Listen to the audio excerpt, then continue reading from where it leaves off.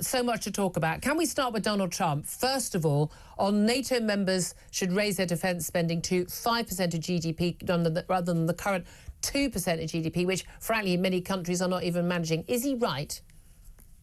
I think we're seeing a lot of positioning from Mr. Trump at the moment. You know, he's a man who loves a deal. Everything in international relations for him is transactional.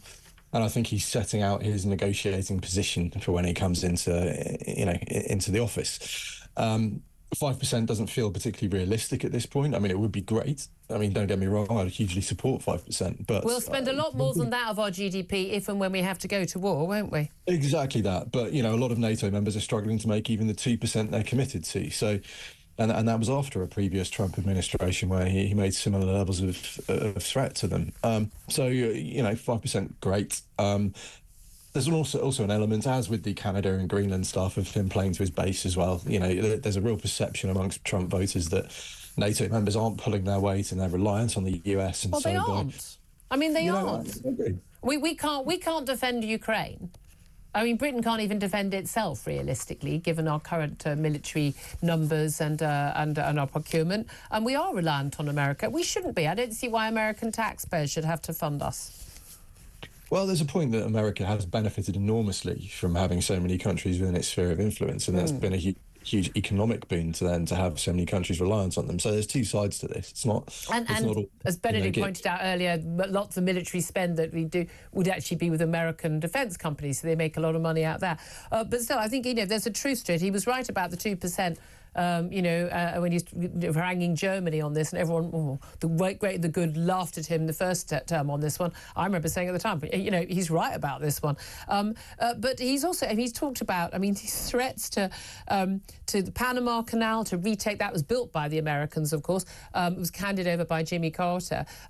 Seizing Greenland, not ruling out military force. Also talking about Canada, incredibly close ally of the United States, very disparagingly. He did it when he was actually, with, God bless his soul, he's out soon, Justin Trudeau, the Canadian Prime Minister, talking about Canada as the 51st state rather than a country in its own right. What do you make of these threats, this idea that, we'll just take anything we want or need and to hell with everyone else?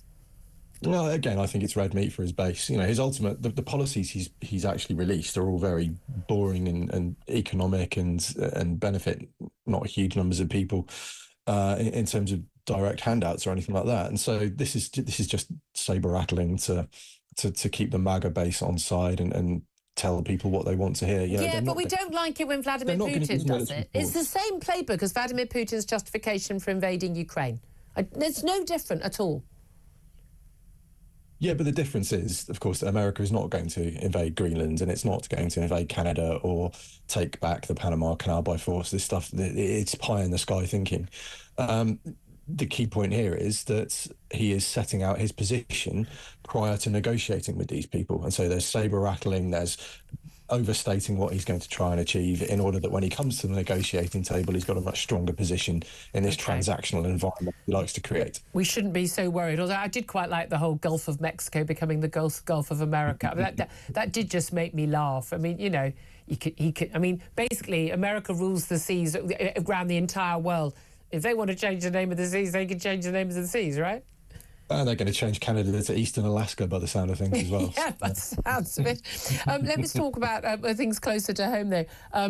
Extraordinary revelation: an officer from a rival unit, Special Forces, has been accused Special Forces of a deliberate policy of executing sometimes unarmed Afghan civilians, including children. In evidence given to a public inquiry into suspected war crimes in Afghanistan, the soldier said an allegedly rogue Special Forces unit had targeted all males of fighting age, including under 16s, even if they posed no threat to troops. Now, this whistleblower is known only by the name N1799. He told the inquiry he believed a unit called UKSF-1, so UK Special Forces 1, had carried out an illegal policy of targeting everybody on operations. And he said he'd been told by a whistleblower that this group had committed multiple instances of murder, and this is all part of this inquiry into extrajudicial killings by British forces between 2010 and 2013 in Afghanistan. How credible are these allegations? Well, certainly from a source of that nature, if it's an officer in another special forces unit, that is a very credible allegation, and it's deeply serious. And I think we're taking it seriously correctly. And should this be found to be correct, then there should be a significant punishment, because when you're serving in these elite units that do very special roles, you're given a huge amount of trust. And when you violate that trust, then the sanctions need to be appropriate. So I think we're doing the right thing in investigating. SF officers have to go through huge amounts of selection to get where they are. They're usually of the highest caliber. So if they're saying these things seriously under oath, then we should be paying due attention and taking it seriously. And there's a big difference, isn't there, between, I mean, again, we've seen cases, with like armed police officers and the Met Police being murder trials, for shooting people. And I think a lot of us, and a lot of audience would have a lot of sympathy for, it's all very well being an armchair general and saying, oh, well, with all the information we have now, that person wasn't a threat. Whereas actually at that moment, everybody is a threat. You're Iraq, Afghanistan, you're in the wartime situation. You've seen your buddies, your comrades in arms blown up a few minutes earlier by IED, and anyone appears, you shoot first and ask questions later. I've got a lot of sympathy for our soldiers out there. But this is very different. This is talking about people who've already been captured, civilians. They know that they are unarmed, executing them. This is what an officer in this unit told the officer who's giving evidence. That is a very different thing, isn't it? And the view of military men like your military women like yourself who've been on the front line is, that is way beyond, the chaos of war. Yeah, we don't do that. The Army has British, the British Army's values and standards, which every soldier will know. It's drilled into them from basic training. And they came about as a result of atrocities in Iraq, Baha Musa, and Camp Breadbasket. And so we've developed a system where soldiers know what right and wrong is. We all know what the rules of engagement are when we go on the ground, so you know when you can and cannot pull your trigger. Yeah. And in an elite unit, they've got no excuse for not knowing that. They're They'll so know highly trained. Yeah, exactly that. And we talk about the psychological factors that come into this, like hostile environments and normalised violence and an enhanced emotional state can all contribute. But what that needs to offset it is really good leadership. And if this has been happening endemically, and officers have been reporting it and nothing's been done, then that's a double failure, not only of the soldiers who committed any crimes, but also the officers and commanders who failed to get a grip of it at the time. And the allegation here is not that it was, a rogue officer or a rogue soldier or a rogue unit, but that actually it was a deliberate, policy. It's going to be absolutely fascinating to see what comes of this. Andrew Fox, really appreciate you talking to us about all that. So thank you very much indeed for joining us.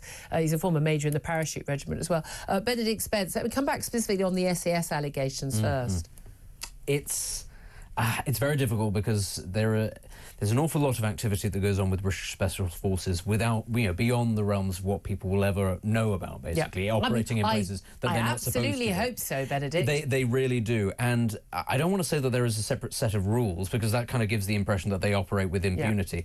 But there is that sort of tacit understanding that special forces often do bend, if not break, rules in the pursuit of higher goals, which nobody's supposed to be knowing about. Now, this is a very separate sort of allegation, because this is, during what was going on in Afghanistan.